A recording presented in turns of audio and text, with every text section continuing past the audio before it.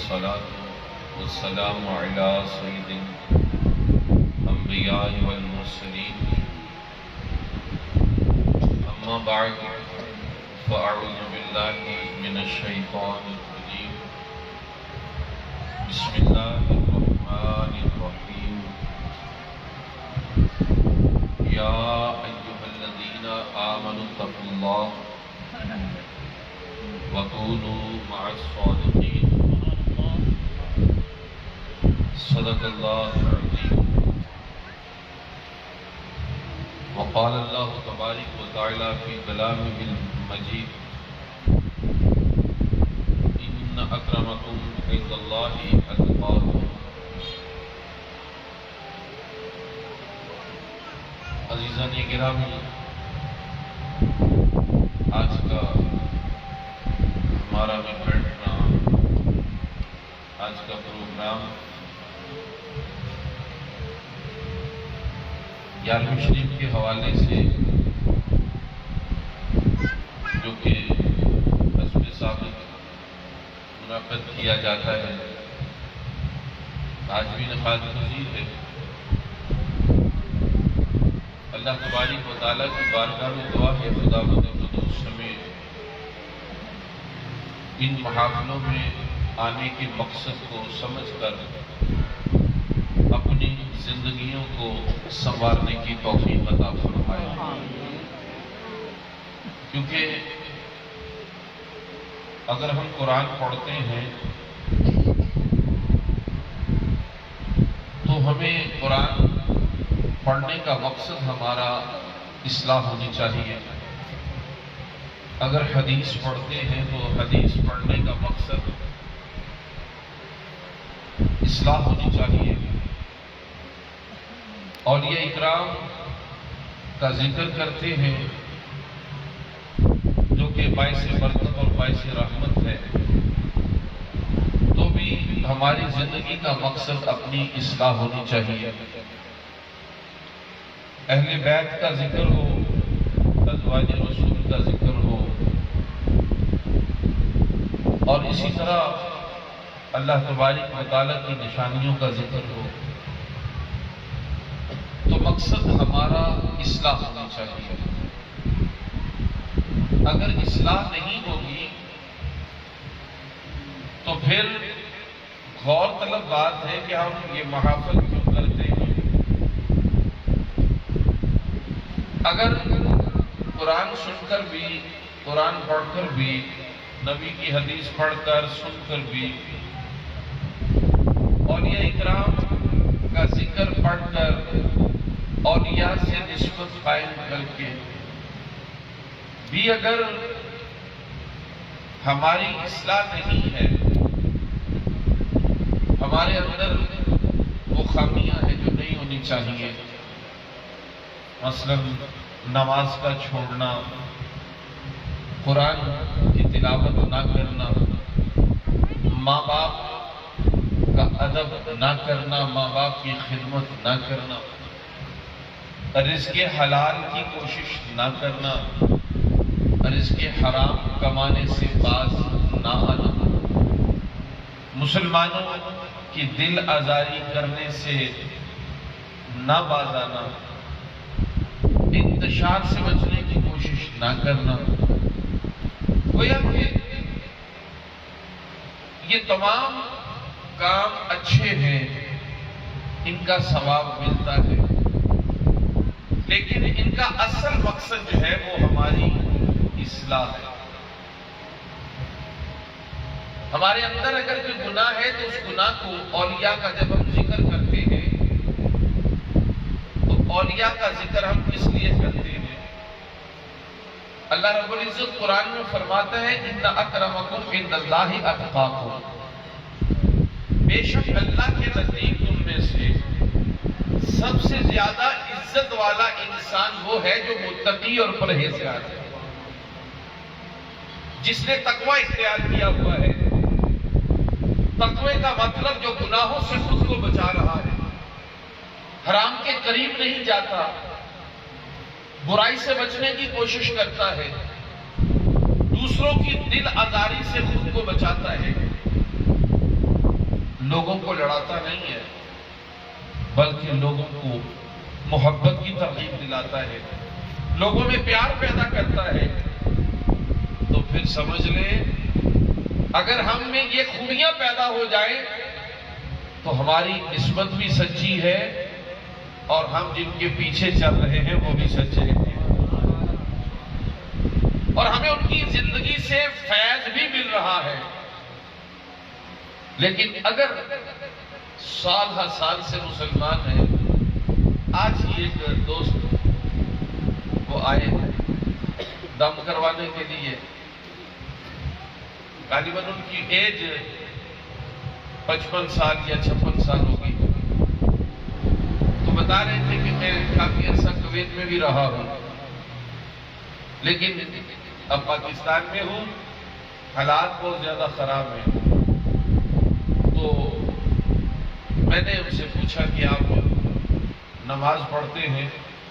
تو کہتا ہے کہ نہیں، میں نماز نہیں پڑھتا۔ اندازہ کیجئے کہ ایک مسلمان جو ہے اس کی عمر 55 سال گزر چکی ہے اور وہ دعویٰ کرتا ہے کہ میں مسلمان ہوں۔ تو اللہ کے بندو، اسلام کے بعد جو سب سے پہلا مسلمان پر فرض عائد ہوتا ہے وہ تو نماز ہے۔ گویا کہ ہم اتنے عرصے تک مسلمان رہے لیکن ہم اپنے دین کو نہ پہچان سکے، اپنے آنے کے مقصد کو نہ پہچان سکے، اپنی زندگی کے بارے میں غور نہ کر سکے۔ حضور غوث پاک رضی اللہ تعالیٰ عنہ جن کی ہم 11ویں شریف مناتے ہیں، آپ نے بہت مجاہدے کیے ہیں، آپ نے بہت علم پڑھا ہے۔ آپ فرماتے ہیں 51-52 سال میں صرف علم پڑھتا رہا ہوں، اتنا علم پڑھا آپ نے، اور پھر علم کے ساتھ عمل بھی جاری رکھا، کئی دنوں تک بھوکے رہ کر بھی علم کی تحصیل کرتے رہے۔ اصل مقصد اولیاء کرام کا جو مجاہدے کرنا ہوتا تھا وہ اپنے نفس کو مارنا ہوتا تھا۔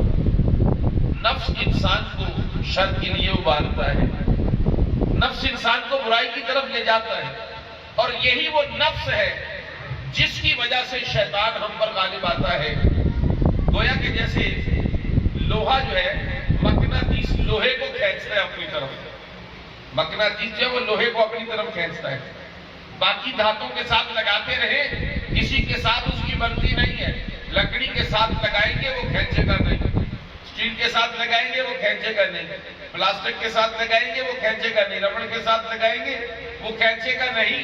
لیکن جیسے ہی لوہا اس کے قریب کرو تو لوہا بھی بھاگ کے اس کی طرف آتا ہے اور لوہے کو وہ کھینچتا ہے۔ تو انسان کے اندر اللہ نے نفس رکھا ہوا ہے جو انسان کو برائی کی طرف لے جاتا ہے، اور اللہ تبارک و تعالی یہی چاہتا ہے کہ ہم اپنے نفس پر غلبہ پائیں، اپنے نفس کو قابو میں رکھیں۔ ایک ماہ کے جو ہم پر روزے فرض کیے گئے ہیں وہ اسی وجہ سے ہیں کہ ہمارا نفس جو ہے وہ مغلوب ہو جائے، ہم نفس کے شر سے بچ جائیں، کیونکہ یہ نفس ہمیں برائی کی طرف ابھارتا ہے، ہمیں نیکی سے بچاتا ہے۔ ہم جتنے بیٹھے ہیں ہم میں سے کون نہیں جانتا کہ نماز فرض ہے؟ سب کو پتا ہے۔ ہم میں سے کون نہیں جانتا کہ نماز میرے نبی کی آنکھوں کی ٹھنڈک ہے؟ سب جانتے ہیں۔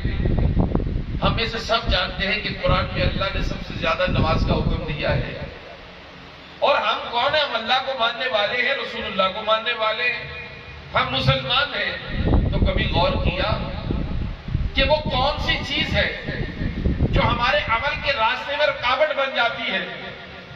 اذان تو سنتے ہیں لیکن مسجد کی طرف جانے نہیں دیتی، ماں باپ کو تو دیکھتے ہیں، پتہ بھی ہے ان کا مقام بہت ہے لیکن ان کا ادب نہیں کرتے، پتہ ہے یہ حرام جو ہے یہ انسان کو لے ڈوبتا ہے، حرام کی وجہ سے انسان کی عبادت ضائع ہو جاتی ہے، پتہ ہے کہ حرام جو ہے وہ انسان کو اللہ سے دور کر دیتا ہے، لیکن اس کے باوجود ہم حرام کی طرف کیوں بڑھتے چلے جا رہے ہیں؟ گناہوں سے بچنا تھا، گناہ کی طرف جانا شروع ہو گئے، نیکیوں کی طرف جانا تھا، نیکیوں سے بچانا، اپنے آپ کو دور کرنا شروع کر دیا۔ تو اللہ رب العزت کے یہ پیارے اللہ تبارک و تعالیٰ کی یہ برگزیدہ بندے جو ہیں یہ کیا کرتے ہیں؟ یہ اپنے نفس کے مخالف کام کرتے ہیں. جو چیزیں نفس کو پسند ہیں ان کو چھوڑتے ہیں, ان کو ترک کرتے ہیں. نفس کو دنیا اچھی لگتی ہے, نفس کو دنیا کی رنگینی جو ہے وہ بھاتی ہے, نفس جو ہے وہ غذاؤں پر مرتا ہے, نفس جو ہے وہ دولت چاہتا ہے, نفس دنیا کی خوبصورتی کو پسند کرتا ہے. اللہ رب العزت کے جو نیک اور برگزیدہ بندے وہ ہیں, اللہ تبارک و تعالیٰ فرماتا ہے کہ جن کی راتیں اللہ کی عبادت میں گزرتی ہیں, جن کی راتیں قیام اور سجود میں گزرتی ہیں, جو اللہ اللہ کرتے ہوئے دن رات گزارتے ہیں, صبح ہوتی ہے تو وہ روزہ رکھ لیتے ہیں. کس لیے؟ اس لیے کہ یہ ہمارا نفس جو ہے وہ ہمیں برائی کی طرف نہ لے کر جا سکے. حضور غوث پاک رضی اللہ تعالی عنہ, سردیوں کی راتیں ہیں, آپ اپنی سیڑھیوں کے ذریعے آپ چھت پر جا رہے ہیں, سیڑھیاں چل رہے ہیں, درمیان میں پہنچے تو دل میں خیال آیا نفس کی طرف سے کہ اے عبد القادر, رات سرد ہے, رات لمبی ہے, کچھ دیر سو لو اور صبح اٹھ کر اللہ کی عبادت کر لینا. تو آپ جہاں پر یہ خیال آیا تھا اسی سیڑھی پر کھڑے ہو گئے اور ساری رات قرآن پڑھتے رہے,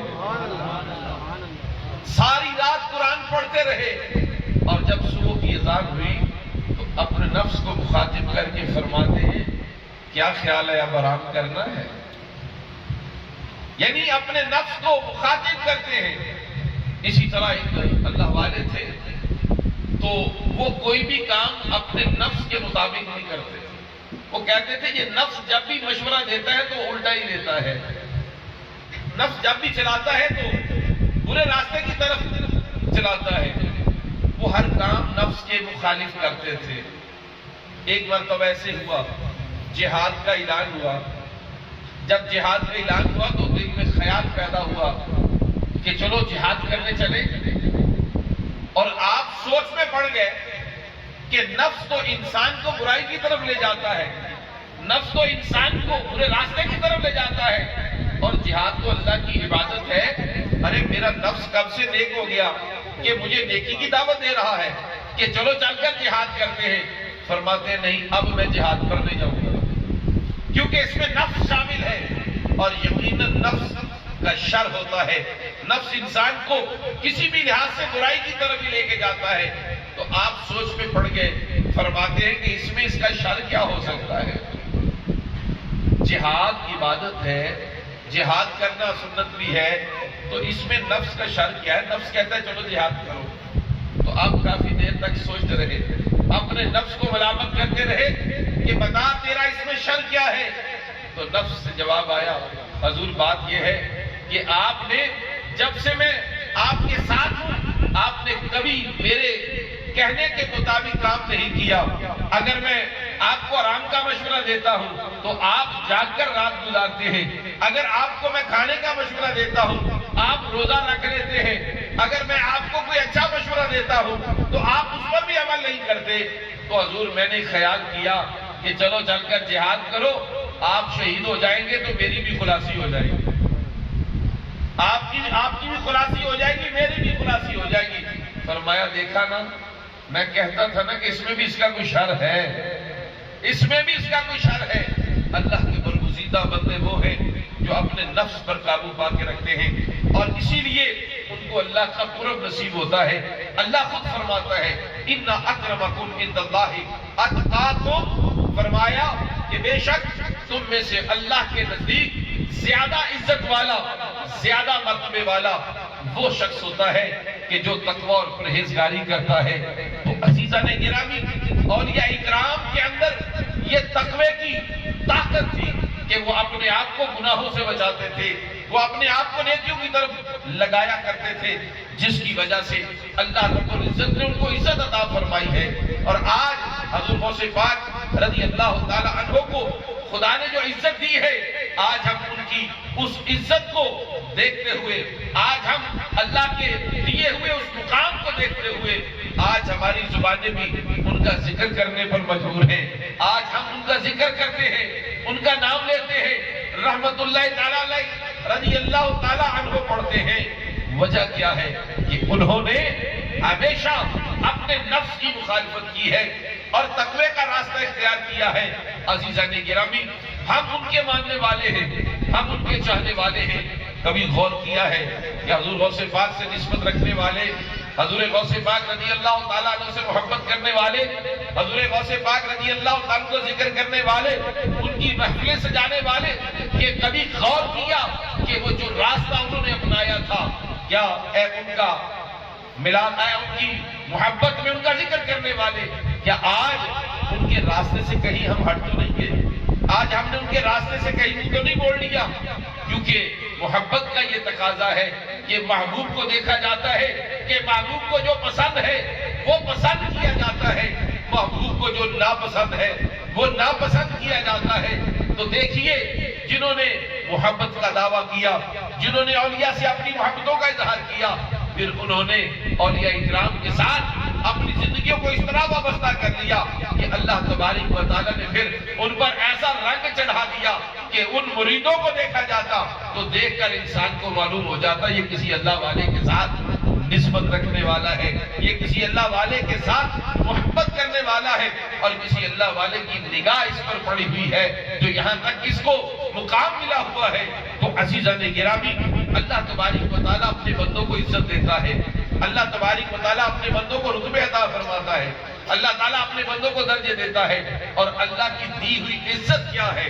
اللہ کی دی ہوئی عزت یہ ہے کہ انسان جب اللہ کے ان بندوں کو یاد کرتا ہے تو محبت سے یاد کرتا ہے، ادب سے یاد کرتا ہے، اور ان کی اچھی جو زندگیاں گزری ہیں ان کی زندگیوں کے لمحات کو یاد کرتا ہے، ان کی کرامات کو یاد کرتا ہے، ان کی تعلیمات کو یاد کرتا ہے، تاکہ ان کا ذکر کر کے، ان کی تعلیمات کو یاد کر کے، ان کی کرامات کو دیکھ کر، ان کی کرامات کا ذکر کر کے ایک تو اپنی محبت کا ان سے اظہار ہو جاتا ہے، اور دوسرا ان کا ذکر کر کے انسان خود کو اپنے رب کی رحمت کا مستحق کر دیتا ہے۔ کیونکہ جہاں پر اللہ کے برگزیدہ بندوں کا ذکر ہوتا ہے نا، وہاں اللہ کی رحمتیں کا نزول ہوتا ہے۔ یہ اللہ والے دنیا میں مخلوق خدا سے پیار کرنے کے لیے جیتے تھے، اللہ والے دنیا میں مخلوق خدا کو ملانے کے لیے جیتے تھے، اللہ والے دنیا میں مخلوق خدا کو اللہ کے قرب میں لے جانے کے لیے جیتے تھے۔ ان کی زندگیوں کا مطالعہ کیجئے تو نبی پاک صلی اللہ علیہ وسلم کی اس بات کی مصداق ان کی زندگیاں نظر آتی ہے کہ اما عائشہ صدیقہ رضی اللہ تعالیٰ عنہ فرماتی ہیں، ایک دن آقا کا دریائے رحمت جوش میں آیا، نبی پاک صلی اللہ علیہ وسلم فرمانے لگے، اے عائشہ مانگو مجھ سے کیا مانگتی ہو؟ دریائے رحمت جوش میں آیا، فرمایا عائشہ مانگو مجھ سے کیا چاہتی ہو، کیا مانگتی ہو، جو مانگو گی میں عطا کروں گا۔ اعلیٰ حضرت اس لیے فرماتے نا کہ مانگیں گے مانگے جائیں گے، مانگی پائیں گے۔ سرکار میرا لا ہے نا حاجت اگر کی ہے، آقا سے جو مانگا جائے وہ عطا کرتے ہیں۔ وہ اور لوگ ہیں، ان کے نظریات اور ہیں، جو کہتے ہیں کہ نبی سے مت مانگو، میرا رب کہتا ہے کہ جتنا چاہو نبی سے مانگو۔ میں نے تو رحمت للعالمین بنا کر بھیجا ہوا ہے، اور میں نے اِنَّا أَعْطَيْنَاكَ الْكَوْثَرَ کے خزانے عطا فرما کر بھیجا ہوا ہے، میں نے وَمَا آتَاكُمُ الرَّسُولُ فَخُذُوهُ کے خزانے دیے ہیں۔ اور اللہ قرآن میں اعلان فرماتا ہے، اے لوگوں میرا نبی تمہیں جو دیا کرے وہ لے لیا کرے۔ اللہ فرماتا ہے میں نے نبی کو تو دینے کے لیے بھیجا ہے، اور کیا چیز ہے جو نبی عطا نہیں کرتے، یا کیا چیز ہے جو نبی عطا نہیں کر سکتے؟ خدا کی قسم، میرے آقا علیہ الصلوۃ والسلام کا یعنی زبان اقدس وہ ہے کہ حضور کی زبان سے جو نکلتا ہے وہی دین ہوتا ہے، حضور کی زبان سے جو نکلتا ہے وہی دین ہے، وہی سیدھا راستہ ہوتا ہے۔ میرے آقا علیہ الصلوۃ والسلام ایک دن حضور علیہ الصلوۃ والسلام نے فرمایا، لوگوں تم پر حج فرض کر دیا گیا ہے، لوگوں تم پر حج فرض کر دیا گیا ہے۔ ایک شخص آگے بڑھا، اس نے کہا یا رسول اللہ حج ہر سال فرض ہے؟ میرے آقا خاموش رہے۔ اس نے پھر سوال کیا، یا رسول اللہ حج ہر سال فرض ہے؟ میرے آقا پھر خاموش رہے۔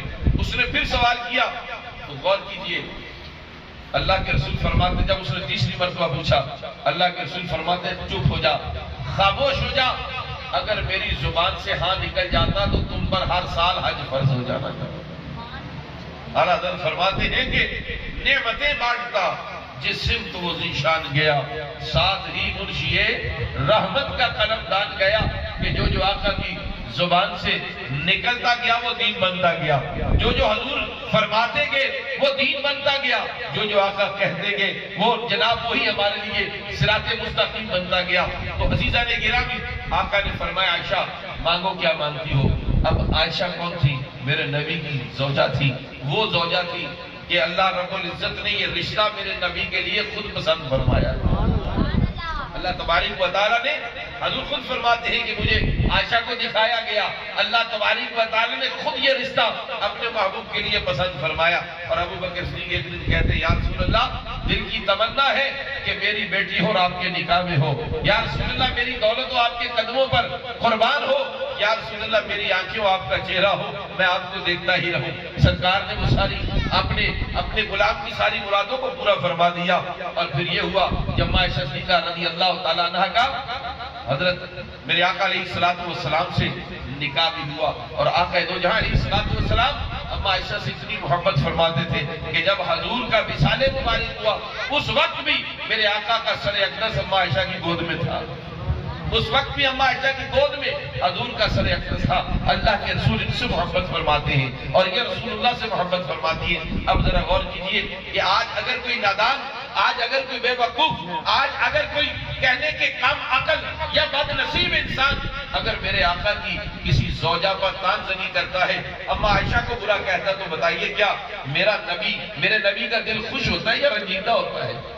ہماری بیوی جیسی بھی ہو، کوئی انسان ہماری بیوی کو گالی نکالے، ہماری بیوی کو برا بھلا کہے، ہم برداشت نہیں کرتے، یہ میرے گھر کا معاملہ ہے۔ تو کون ہوتا ہے؟ وہ میری عزت ہے، میری عزت پر حملہ کرنے والا تو کون ہوتا ہے؟ ذرا غور کر اے مسلمان، تو کلمہ بھی پڑھتا ہے، نبی کا ذکر بھی کرتا ہے، نبی کے صحاب سے محبت کا بھی دعوت بنتا ہے، لیکن کیا وجہ ہے؟ اما عائشہ کے لیے تیرے دل میں جگہ نہیں ہے، اور معاذ اللہ اما عائشہ کے لیے تو برے جملے جو اپنی زبان سے نکالتا ہے۔ اس لیے اما عائشہ صدیقہ رضی اللہ تعالیٰ عنہ سے میرے آقا فرماتے عائشہ مانگو کیا مانگتی ہو، عائشہ مانگو کیا مانگتی ہو۔ اب حضرت عائشہ بہت بڑی فقیر بھی تھی، رسول اللہ کی صحبت کا اثر تھا، رسول اللہ صلی اللہ علیہ وسلم کے قرب کا یہ نتیجہ تھا کہ اما عائشہ بہت زیادہ فقاہت رکھتی تھی، بہت مسائل ایسے جو اصحاب رسول ان کو حل نہ کر سکتے، اما عائشہ کے پاس آتے تھے، اما عائشہ ان کو حل فرماتی تھی، بہت بڑی فقیر حل تھی۔ میرے آقا نے جب پوچھا کہ مانگو کیا مانگتی ہو، تو آپ سوچ میں مبتلا ہو گئی کہ مانگو تو کیا مانگو، آقا کا دریائے رحمت جوش میں ہے، تو کوئی چیز مانگو تو ایسی مانگو کہ جو ایک کہنے کے لوگوں کی سوچ سے بھی بالا تر ہو، جو ایسی چیز ہو دنیا میں بھی کام آنے والی ہو، آخرت میں بھی کام آنے والی ہو۔ کون سی چیز مانگو؟ ہزاروں چیزیں ہیں، کس نعمت کا ذکر کروں؟ کیونکہ اما عائشہ کا یہ عقیدہ نہیں تھا کہ حضور علیہ السلام کچھ دے نہیں سکتے۔ آپ نے آخرت کا بھی سوچا، آپ نے دنیا کا بھی سوچا، تو آپ نے تمام باتوں کو سوچ کر عرض کرتی ہے یا رسول اللہ آپ نے عطا کرنے پر آئے ہیں، تو آپ نے فرمایا ہے میں آپ سے اجازت طلب کرتی ہوں، اگر اجازت دے تو آپ نے میں والد سے مشورہ نہ کرنا، ابو بکر صدیق سے مشورہ نہ کرنا۔ میرے آقا نے اجازت دی، فرمایا تمہیں اجازت ہے اپنے باپ سے مشورہ کر سکتی ہو۔ اما عائشہ صدیقہ رضی اللہ تعالیٰ عنہ گئی اور جا کر حضرت صدیق اکبر رضی اللہ تعالیٰ سے سارا ماجرا عرض کیا کہ آج آقا کا دریائے رحمت جوش پہ ہے، اور حضور علیہ السلام فرما چکے ہیں اے عائشہ مانگو کیا مانگتی ہو، جو مانگو گی تمہیں عطا کیا جائے گا۔ تو بابا جان میں پریشان ہوئی کہ میں کیا مانگوں، کون سی ایسی چیز مانگوں جو ایک نایاب چیز ہو۔ تو سنیے حضرت صدیق اکبر رضی اللہ تعالیٰ عنہ کیا مشورہ دیتے ہیں، فرماتے ہیں عائشہ اگر مانگنا ہی ہے تو پھر آقا سے کہو، کیونکہ آقا نے خود ہی فرمایا ہے جو کہو گی پورا ہو جائے گا۔ آقا سے جا کر عرض کرو کہ یا رسول اللہ معراج کی رات اللہ تبارک و تعالیٰ سے جو آپ نے راز و نیاز کی باتیں کی تھی ان میں سے کوئی ایک بات ہمیں بھی بتا دی جائے، کوئی ایک بات آپ ہمیں بتا دیں۔ اما عائشہ صدیقہ رضی اللہ تعالیٰ عنہ تشریف لاتی ہیں، عرض کرتی ہیں یا رسول اللہ حاضر ہوں۔ فرمایا آگے یہ مشورہ ہو گیا جی، یا رسول اللہ مشورہ کر لیا، تو فرمایا پھر کیا فیصلہ ہوا، کیا مانگو گی؟ اما عائشہ صدیقہ رضی اللہ تعالیٰ عنہ عرض کرتی ہیں یا رسول اللہ صلی اللہ علیہ وسلم آپ اللہ کے ہاں جب تشریف لے گئے، معراج پر اپنے رب سے ملاقات کے لیے گئے، تو آپ اور رب کے درمیان جو راز و نیاز کی باتیں ہوئی تھی ان میں سے کوئی ایک بات ہمیں بتا دی جائے۔ کوئی ایک بات ہمیں بتا دی جائے۔ میرے آقا علیہ الصلوۃ والسلام مسکراتے ہیں اور مسکرا کر فرماتے ہیں اے عائشہ یہی فیصلہ کیا جی یا رسول اللہ؟ تو فرمایا سنو، اللہ کے رازوں میں سے وہ راز تھے، راز کھل جائے تو راز تو رہتا ہی نہیں ہے، لیکن چونکہ میں کہہ چکا ہوں کہ جو کہو گی پورا کروں گا، تو فرمایا سنو، اللہ تبارک و تعالیٰ کہ ان رازوں میں سے ایک راز یہ ہے کہ جو ٹوٹے دل کو جوڑے گا اللہ تبارک و تعالیٰ اسے جنت عطا فرمائے۔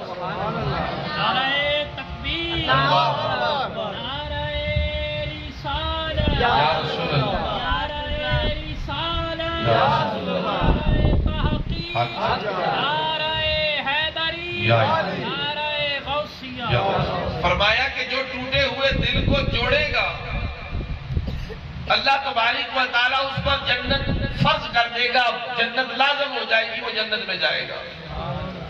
ذرا غور کیجئے، یہ میرے آقا کا راز و نیاز تھا، اللہ کے نبی نے بتایا نہیں تھا لیکن سمجھا سب کچھ دیا ہے ہمیں۔ میرے آقا نے بار بار اس بات پر، حضور علیہ الصلوۃ والسلام نے بار بار اس بات کی تلقین کی کہ اے لوگوں جو تم سے تعلق توڑے اس کو جوڑو، اے لوگوں بھوکے کو کھانا کھلاؤ۔ یہ وہ راز و نیاز کی باتیں تھی جو اللہ کے رسول ہمیں سمجھا رہے تھے۔ آج جب پردہ اٹھا کر بتایا تو غور کیجئے، فرمایا جو ٹوٹے ہوئے دل کو جوڑے گا، جو ٹوٹے ہوئے دل کی ڈھارس بتائے گا،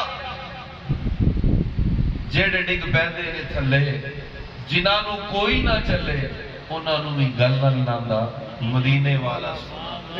تو میرے آقا علیہ الصلوۃ والسلام غریبوں کے آقا ہیں، آقا علیہ الصلوۃ والسلام جن کے دل ٹوٹے ہوئے ہیں میرے آقا ان سے محبت فرماتے ہیں۔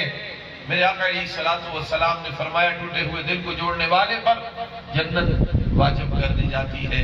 اما عائشہ صدیقہ رضی اللہ تعالیٰ عنہ نے سنا، آئی اپنے باپ کے پاس، صدیق اکبر رضی اللہ تعالیٰ عنہ کو آ کر عرض کیا بابا جان میں نے بات کی تھی، آقا نے ایک راز کی بات بتائی۔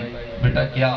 فرمایا اللہ کے رسول نے بتایا کہ جو کسی ٹوٹے ہوئے دل کو جوڑے گا اللہ تعالیٰ اسے جنت عطا فرمائے گا۔ جب ابو بکر صدیق رضی اللہ تعالیٰ یہ سنتے ہیں تو آپ کی آنکھوں سے آنسو جاری ہو جاتے ہیں، آپ رونا شروع کر دیتے ہیں۔ آپ جب روئے اما عائشہ صدیقہ رضی اللہ تعالیٰ عنہ کہتی ہیں کہ بابا جان یہ تو ایک بڑی راز کی خوشی کی بات بتا دی کہ اگر کسی کا دل جوڑ دیا جائے، کسی کی ڈھارس بتا دی جائے تو جنت واجب ہے۔ اللہ کا شکر ہے ہم غریبوں کو کھانا بھی کھلانے والے ہیں، اللہ کا شکر ہے ہم دوسروں کی داد رسی کرنے والے ہیں، اللہ کا شکر ہے کہ ہم لوگوں سے محبت کرنے والے ہیں۔ فرمایا عائشہ یہ بات نہیں ہے، اگر اس کا عکس دیکھو، اس کا الٹ دیکھو تو پھر غور کرو۔ کہا بابا جان کیا مقصد ہے؟ فرمایا اگر کسی کے دل جوڑنے پر جنت مل رہی ہے تو کسی کا دل توڑنے پر وہ بندہ جہنم میں بھی جائے گا۔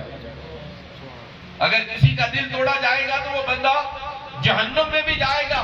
میں اس لیے رویا ہوں کہ کہیں ہم سے کسی کا دل ٹوٹ نہ جائے، کیونکہ اگر کسی کا دل توڑ دیا، کہتے ہیں نا کہ عام وہ ایک معروف شعر ہے نا کہ مسجد ڈھا دے مندر ٹا دے جو کچھ رہتا پر سجنا کسی کا دل نہ ٹائی کیونکہ دلاں دے وچ رب رہتا ہے۔ تو میرا رب جو ہے وہ ٹوٹے ہوئے دلوں کو جوڑنے والوں کو جنت عطا فرماتا ہے۔ عزیزان گرامی، صدیق اکبر رضی اللہ تعالیٰ فرماتے ہیں کہ میں ڈرتا ہوں کہیں کسی کا دل ٹوٹ نہ جائے۔ عزیزان محترم، آئیے اللہ کے برگزیدہ بندوں کے قرب میں جانے سے ہمیں یہی درس ملتا ہے۔ حضور غوث پاک رضی اللہ تعالیٰ کی قدم بوسی کرنے سے یہی درس ملتا ہے کہ آپ دوسروں کو جوڑنے کے لیے آئے ہیں، توڑنے کے لیے نہیں آئے۔ ہم انتشار پھیلانے کے لیے نہیں آئے بلکہ ہم متحد کرنے کے لیے آئے ہیں، ہم پیار بانٹنے کے لیے آئے ہیں۔ یہی وجہ تھی کہ جہاں پر بھی اولیاء اکرام اللہ کا کوئی ولی جو ہے وہ کہیں بھی ڈیرا لگا لے تو وہ جنگل میں منگل لگ جاتا ہے۔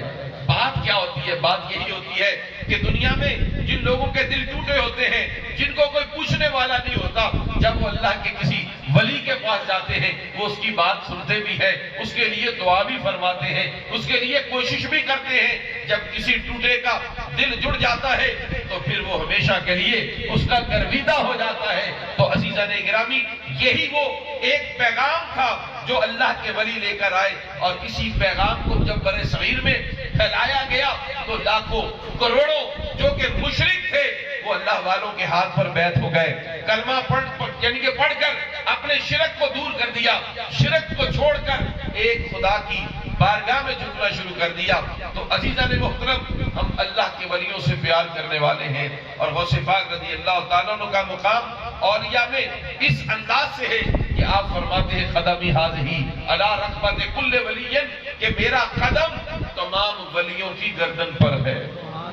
ولی اتنی دیر تک ولی نہیں بنتا جب تک کہ حضور غوث پاک رضی اللہ تعالیٰ عنہ کا وہ منظور نظر نہیں ہو جاتا۔ حضور غوث پاک رضی اللہ تعالیٰ عنہ کا جب تک وہ ادب اور محبت اس کے دل میں نہیں بیٹھتی تو وہ ولی نہیں بن سکتا۔ یہی وجہ ہے کہ ایک دن حضرت علی ہیتی، جو آپ کے پہلے خلیفوں میں سے خلیفہ ہے، حضرت علی ہیتی، آپ فرماتے ہیں کہ ایک دن غوث پاک سے ملنے کے لیے جب ہم ان کے دروازے پر آئے تو کیا دیکھا کہ ایک شخص جوتوں میں پڑا ہوا ہے اور ہاتھ پاؤں اس کے مڑے ہوئے ہیں اور وہ رو رہا ہے، بہت پریشان ہے، ہاتھ پاؤں مڑے ہوئے ہیں، پریشان ہے، رو رہا ہے۔ ہم گزرے تو ہمیں دیکھ کر کہنے لگا کہ آپ غوث پاک کی بارگاہ میں جا رہے ہو؟ جی ہم ان سے ملنے جا رہے ہیں۔ کہا خدا کے لیے غوث پاک سے مجھے معافی لے دو، ان کو میری سفارش کر دے کہ آپ مجھے معاف کر دیں، آپ مجھ پر کرم فرمائیں، آپ مجھ پر مہربانی فرمائیں۔ حضرت علی ہیتی فرماتے ہیں کہ میں اس کا ماجرا سنا، اس کو کیفیت اس کی دیکھی، بڑا حیران ہوا۔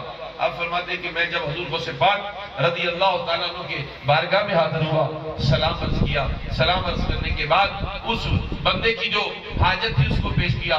حضور وہ جوتوں میں پڑا ہوا ہے، رو رہا ہے، ہاتھ پاؤں مڑے ہوئے ہیں، حضور اس کے گناہ کو معاف فرما دیجیے، وہ آپ سے معافی کا طلبگار ہے، اس پر نظر رحمت فرمائے۔ حضور غوث پاک فرماتے ہیں جانتے ہو یہ کون ہے، یہ کیا کر رہا تھا؟ کہا حضور ہمیں تو نہیں پتا۔ حضور غوث پاک رضی اللہ تعالیٰ فرماتے ہیں کہ یہ ولی تھا، وقت کا ولی تھا، اور پرواز کرتے کرتے ہماری کہنے کے علاقے سے گزرتے ہوئے کہنے لگا، سوچ میں مبتلا ہو گیا، شیطان نے اس کو برگلا دیا، کہنے لگا کہ آج جو مقام میرا ہے میرے مقابلے میں کوئی نہیں ہے، آج مجھے جو کہنے کے ایک درجہ ملا ہے، رتبہ ملا ہے، میرے مقابلے میں کون آ سکتا ہے؟ اس نے تکبر کیا۔ فرمایا جب اس نے یہ خیال کیا تو پھر اسے برداشت نہ ہوا۔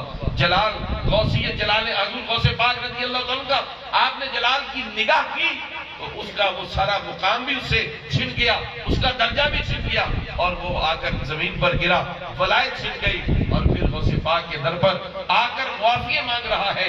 گویا کہ ولی وہ ہوتا ہے جو غوث پاک رضی اللہ تعالیٰ عنہ کا ادب کرنے والا، حضور غوث پاک رضی اللہ تعالیٰ عنہ کو ماننے والا۔ اور عزیزان گرامی، عموماً آپ لوگ کہتے ہیں، آپ اولیاء کرام کے پاس جاتے ہیں، ان سے مرادیں مانتے ہیں، یہ تو شرک ہے۔ یاد رکھیے یہ شرک نہیں ہے، بلکہ اللہ کے ولی کو ماننے سے انسان کا ایمان پختہ ہوتا ہے۔ یہ شرک نہیں ہے، ولی اللہ کے قرب میں جانے سے، ولی اللہ کے کہنے کے قریب بیٹھنے سے ایمان کو پختگی ملتی ہے۔ کیونکہ ہمارے ہاں ولی اس کو نہیں کہتے جو صرف تسبیح گلے میں ڈال لے، ولی اس کو نہیں کہتے جو سر پہ خاک ڈال لے، ولی اس کو نہیں کہتے جو سال ہر سال نہائے نا، وہ اللہ کا ولی نہ۔ ولی کی یہ تعریف نہیں ہے۔ ولی وہ ہے کہ جو اللہ کی یاد دل میں بھی رکھتا ہے، اور جو اس کے قرب میں آتا ہے اس کو بھی اللہ یاد دلا دیتا ہے۔ میرے آقا نے فرمایا اللہ کا ولی وہ ہے جس کے قرب میں بیٹھنے سے اللہ یاد آ جاتا ہے۔ تو عزیزان گرامی، جب یہ اللہ کے پیارے اپنے آپ کو اپنے رب کے سپرد کر دیتے ہیں، جب یہ اپنا آپ اللہ کے سپرد کر دیتے ہیں، تقوی اختیار کرتے ہیں، برائیوں سے بچ جاتے ہیں، پھر کیا ہوتا ہے؟ اللہ تعالیٰ ان کو طاقتیں عطا فرماتا ہے۔ اللہ تعالیٰ ان کو طاقتیں عطا فرماتا ہے، اور جو ان کو طاقت ملتی ہے وہ کسی ٹیکنالوجی میں نہیں ہوتی، وہ کسی دوسری ٹیکنالوجی میں نہیں ہوتی۔ ہم ٹیکنالوجی کو مانتے ہیں، سائنس کو مانتے ہیں، ایٹم بم کو مانتے ہیں، پسٹل کو مانتے ہیں، ہم سب اسلحے کو مانتے ہیں، لیکن عجیب اسلحے کے ہیں کہ اللہ کے ولی کی کرامت کو نہیں مانتے۔ اس سے ہمارے اسلحے کا پتہ چلتا ہے کہ ہم کس اسلحے سے، کہ تمام اسلحہ مانتے ہیں، ٹینک، توپ، جہاز، بندوق، پستول، ایٹم، ہر چیز کو مان گئے، نہیں مانے تو ولی کی طاقت کو نہیں مانے۔ جب ولی کی طاقت کی بات ہوتی ہے تو شرک ہو جاتا ہے، ایٹم بم کی بات ہو تو شرک نہیں ہوتا، پستول کی بات ہو تو شرک نہیں ہوتا۔ ارے دیکھیے نا، طاقت ہی ہے نا، ایک بندے کے پاس پستول ہے، ایک بندہ اس سے جھگڑنے کی کوشش کرتا ہے، وہ پستول نکال لیتا ہے، اگلا بندہ سیدھا نہیں ہو جاتا؟ کیوں جی؟ اگر کوئی بندہ پستول نکال لے تو اگلا سیدھا نہیں ہو جاتا؟ ڈاکو آپ کو لوٹنا چاہتا ہے، آپ کے پاس پسٹل ہے، آپ نکال لیتے ہیں، ڈاکو یا تو بھاگ جائے گا، سامان چھوڑ جائے گا، اس کو اپنی فکر پڑ جائے گی، کیوں؟ آپ کے پاس اسلحہ ہے۔ تو یار اس پستول کی طاقت پر تجھے اتنا یقین ہے تو اللہ والے کی نگاہ پر یقین نہیں ہے، اللہ والے کی طاقت پر یقین نہیں ہے۔ میں تجھے بتاؤں، میرے آقا علیہ الصلوۃ والسلام نے تو سب کچھ بتا دیا ہے، اگر تیرے پڑھنے میں نہیں ہے یا ماننے میں نہیں ہے تو پھر اللہ سے معافی مانگ، گناہوں کی وجہ سے اللہ تجھ سے ناراض ہے۔ یہی وجہ ہے کہ تجھے اللہ والوں کی وہ جو قرب نصیب نہیں ہو رہا، اللہ والوں کی باتوں کو ماننے سے تو بھاگتا ہے۔ اگر اللہ کا تجھ پر کرم ہوتا تو اللہ تعالیٰ تجھے اپنے پیاروں کی نسبت عطا فرماتا ہے، کیونکہ اللہ جس سے راضی ہوتا ہے اس کو اپنے نیک بندوں کا ساتھ عطا فرماتا ہے۔ اللہ جس سے راضی ہوتا ہے اپنے پیاروں کا ساتھ دیتا ہے۔ اور قرآن میں حکم کیا دیتا ہے؟ جو میں نے آیت کریمہ پڑھی، اللہ فرماتا ہے یا ایھا الذین آمنوا۔ حکم کن کو دیا جا رہا ہے؟ ایمان والوں کو۔ پتہ چلا کہ ایمان والے ہی وہ ہیں جن کو یہ توفیق ہوتی ہے، اور اگر کوئی بے ایمان ہو اس کو یہ توفیق نہیں۔ ہاں اگر بے ایمان ہوگا، توفیق مل گئی تو ایمان نصیب ہو جائے گا، اللہ والوں کے قرب میں آئے گا تو ایمان نصیب ہو جائے گا۔ اللہ فرماتا ہے یا ایھا الذین آمنوا اتقوا اللہ، اللہ سے ڈرو، ایمان والو اللہ سے ڈرو، وکونوا مع الصادقین، اور جو سچے لوگ ہیں اللہ کے برگزیدہ نیک بندے ہیں، فرمایا ان کی صحبت اختیار کر لو، اللہ والوں کے قرب میں آ جاؤ۔ جب اللہ کے پیاروں کے ساتھ لگ جاؤ گے تو جو اللہ ان پر رحمت نازل فرماتا ہے ان کے ذریعے وہ رحمتیں تجھ پر بھی نازل ہو جائیں گی، ان کے ذریعے وہ کرم تجھ پر بھی ہو جائے گا۔ اور یہ کرم ہوتا ہے اللہ تبارک تعالیٰ کرتا ہے۔ تو ہم پتہ کیا کہ اس کو کہتے ہیں کہ اس پر اللہ کا بڑا کرم ہے، جس کو کہہ لے کہ ایک دو مربع زمین مل گئی، یار اس پر اللہ کا بڑا کرم ہے، جس کو دو چار کوٹھیاں مل گئی اس پر اللہ کا بڑا کرم ہے، اور جس کو کہہ لے کہ کوئی جائیداد نصیب ہو گئی، اللہ کا بڑا اس پر کرم ہے۔ اچھا یہ اللہ کا کرم ہے، لیکن اللہ تبارک و تعالیٰ فرماتا ہے کہ یہ چیزیں تو کافروں کے پاس بھی ہیں، دولت تو کافروں کے پاس بھی ہے، اولاد تو کافروں کے پاس بھی ہے، زمینیں کافروں کے پاس بھی ہیں، سونا چاندی کافروں کے پاس بھی ہیں۔ تو پھر اگر اللہ تبارک و تعالیٰ اپنے بندوں کو بھی یہی نام دیتا ہے جنہوں نے اتنی محنت کی ہوتی ہے، یہ نام تو سب کے پاس، بہت سارے لوگوں کے پاس یہ تو نام ہے، حالانکہ وہ اللہ والے نہیں ہوتے، کوئی چور، کوئی ڈاکو، کوئی کسی قسم کا، ان کے پاس بھی یہ چیزیں ہیں۔ تو وہ کون سی خاص کرم نوازی ہے، وہ کون سا خاص انعام ہے جس کا ذکر پہلی سورہ میں بھی ہم کرتے ہیں، انعمت علیہم، یا اللہ ان کے راستے پر چلانا جن پر تو نے انعام کیا ہے۔ وہ انعام کیا ہے؟ میرا رب فرماتا ہے، میرے آقا صلی اللہ علیہ وسلم نے حدیث قدسی ہے، حضور فرماتے ہیں کہ جب بندے کو اللہ کا قرب نصیب ہوتا ہے نا، جب بندے کو اللہ کا قرب نصیب ہوتا ہے تو اللہ اسے پیسے نہیں دیتا، اللہ اسے سونا چاندی نہیں دیتا، اللہ تبارک و تعالیٰ زمینیں نہیں بانٹتا ان کو، بلکہ جس کو اللہ کا قرب نصیب ہو جاتا ہے اللہ فرماتا ہے کہ پھر میں اس کے ہاتھ بن جاتا ہوں، میں اس کی زبان بن جاتا ہوں، میں اس کی آنکھیں بن جاتا ہوں، میں اس کے پاؤں بن جاتا ہوں۔ ارے وہ آنکھیں میں بن جاتا ہوں، نظر بظاہر آنکھیں اس کی ہوتی ہیں لیکن اس میں طاقت خدائی آ جاتی ہے، قدم اس کے ہوتے ہیں لیکن طاقت خدائی آ جاتی ہے، ہاتھ اس کا ہوتا ہے لیکن طاقت خدائی آ جاتی ہے، زبان اس کی ہوتی ہے، طاقت خدائی آ جاتی ہے۔ پھر کیا ہوتا ہے؟ اللہ رب العزت کا یہ پیارا جو کہہ دیتا ہے وہ ہو جاتا ہے، اس کے لیے دور و نزدیک کے فاصلے ختم ہو جاتے ہیں، یہ بیٹا کہیں ہوتا ہے، خبریں کہیں کی دے رہا ہوتا ہے، اس کے لیے کوئی کام مشکل نہیں رہ جاتا، کیوں؟ میرا رب اس پر راضی ہو چکا ہوتا ہے۔ تو عزیزان گرامی، جب رب راضی ہوتا ہے اپنے پیاروں کو کرامت عطا فرماتا ہے، جب ہم ان کی کرامتیں بیان کرتے ہیں تو لوگ کہتے ہیں یہ شرک کی باتیں ہیں۔ بھائی اللہ والوں کی طاقت کو بیان کرنا شرک نہیں ہے، اللہ رب العزت ان کو خزانے عطا فرماتا ہے۔ یہ شعر کس کا ہے؟ گنج بخش فیض عالم مظہر نور خدا، یہ شعر کس کا ہے؟ حضور خواجہ معین الدین چشتی رحمت اللہ تعالی علیہ، انہوں نے کیوں کہا؟ حالانکہ حضور داتا گنج بخش رحمت اللہ تعالی کو افسر دراز ہو گیا تھا، دنیا سے پردہ فرمائے، تو آپ حضور داتا گنج بخش رحمۃ اللہ تعالی کے قدموں میں بیٹھ کر آپ نے چلہ فرمایا 40 دن. چلہ فرمانے کے بعد جو انوار و تجلیات آپ پر برسی، جو فیض آپ کے آستانے سے آپ کو ملا، جب آپ چلہ گاہ سے باہر آئے، آپ کے مزار کی طرف، داتا صاحب کے مزار کی طرف ہاتھ کر کے کہتے ہیں لوگوں ان کو ایسے نہ سمجھنا، لوگوں ان کو معمولی نہ لینا، بلکہ یہ اللہ کے خزانے لیے بیٹھے ہیں، ان کے مزار پر آؤ، خدا کی قسم آپ اللہ کے خزانے بانٹ رہے ہیں. گنج بخش فیض عالم مظہر نور خدا، یہ خدا کے نور کا مظہر ہے، اللہ کے اس نور کا اظہار ہوتا ہے. یہاں پہ آ کر لوگوں پر اللہ کے نور کی برسات ہوتی ہے جو ان کے آستانے پہ آتا ہے. گنج بخش فیض عالم مظہر نور خدا، ناقصہ راہ پیر کامل کاملارا رہنما. فرمایا جو کہنے کے ناقص ہیں ان کے پیر کامل ہیں، اور جو کامل پیر ہیں یہ ان کے بھی رہنما ہیں. تو عزیزان گرامی، اولیاء اکرام پر جو اللہ کا انعام ہوتا ہے وہ کرامات کی شکل میں ظہور کبھی کبھار ہو جاتا ہے، اور اللہ کا یہ ان پر خدا کا احسان ہوتا ہے. اللہ تبارک و تعالی ان کو طاقتیں بڑی عطا فرما رکھی ہوتی ہے، وہ زبان سے جو کہتے ہو جاتا ہے. جدھر نگاہ کرے کوئی چیز ان سے پوشیدہ نہیں رہتی، جہاں چاہیں قدم اٹھا کر پہنچ سکتے ہیں. یہ نہیں ہے کہ ان کے لیے جناب ان کو سواریاں کروانے ان کے لیے ضروری ہے، یہ نہیں ہے کہ ان کو جناب ہم جتنا فاصلہ ہمارے لیے اتنے میل ان کے لیے بھی اتنے میل نہیں ہوتے. ایسی کوئی بات نہیں ہوتی.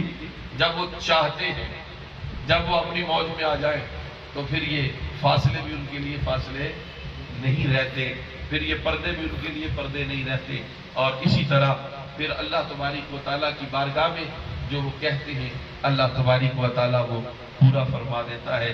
تو عزیزان گرامی، یہی مقصد ہوتا ہے اللہ کے پیاروں کی زندگی کو بیان کرنے کا، حضور غوث پاک رضی اللہ تعالیٰ کی یاد کرنے کا، حضور غوث پاک رضی اللہ تعالیٰ کی کرامات کو بیان کرنے کا کہ دیکھیے اللہ تعالیٰ نے ان پر کتنے انعامات کیے، لیکن ساتھ ساتھ ان کے انعامات تو ہو گئے جو اللہ نے ان پر کرنے تھے. اب ہم ان کا ذکر کر کے کیا کرنا چاہتے ہیں؟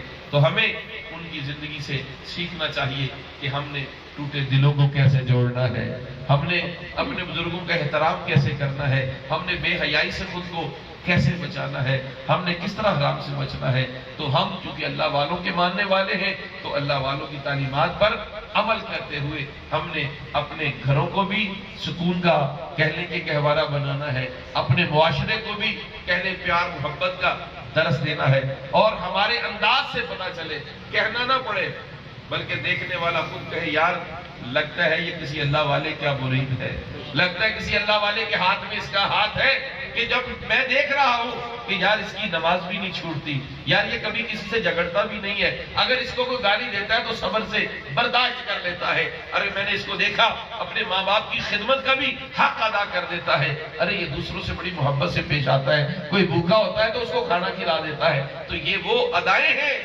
جو ہمیں اللہ والوں کی پہچان لوگوں کو کرواتی ہے. تو آج ضرورت اس بات کی ہے کہ ہم اللہ والوں کی تعلیمات کو اپلائی کریں اپنے اوپر، اور وہ کام جو ہمیں وہ تعلیم دے کر گئے ہیں آج ان کاموں کو کر کے ہم دنیا میں بھی عزت پائیں اور آخرت میں بھی عزت پائیں. اللہ تعالیٰ کی بارگاہ میں دعا ہے خداوند قدوس میری اور آپ کی سب کی حاضری قبول فرمائے، اور حضور غوث پاک رضی اللہ تعالیٰ عنہ کے فیوز و برکات سے ہم سب کو مستفیض فرمائے. وآخر دعوانا ان الحمدللہ رب العالمین.